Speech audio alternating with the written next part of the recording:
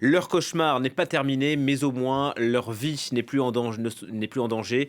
600 migrants sont arrivés en Italie depuis des jours. Leur bateau dérivé en Méditerranée. Alexandre Ndoua.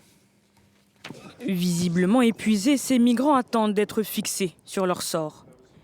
Ils ont débarqué à Lampedusa avant le décret de l'état d'urgence sur tout le territoire national. Problème, aujourd'hui l'île est surpeuplée.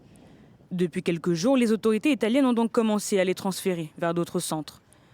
Parmi eux, plusieurs mineurs seuls sont toujours bloqués à Lampedusa. À ce jour, selon les informations dont nous disposons, puisque nous opérons à l'intérieur du hotspot, il y a environ 300 mineurs et la plupart sont des mineurs étrangers non accompagnés. En Sicile, ce bateau de pêche a accosté il y a quelques heures au port de Catane. Sur place, les équipes de secours s'activent pour une prise en charge rapide et efficace.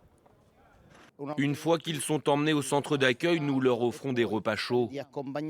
Nous espérons que les arrivants n'attendront pas trop longtemps. Le gouvernement, dirigé par la première ministre d'extrême droite Giorgia Meloni, a décrété mardi l'état d'urgence pour 6 mois. Première mesure, 5 millions débloqués et la création d'un poste de commissaire spécial.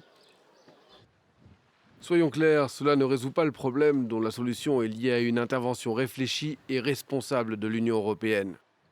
Depuis le début de l'année, à la faveur d'une météo propice, 31 000 migrants ont débarqué sur les côtes italiennes selon le ministère de l'Intérieur.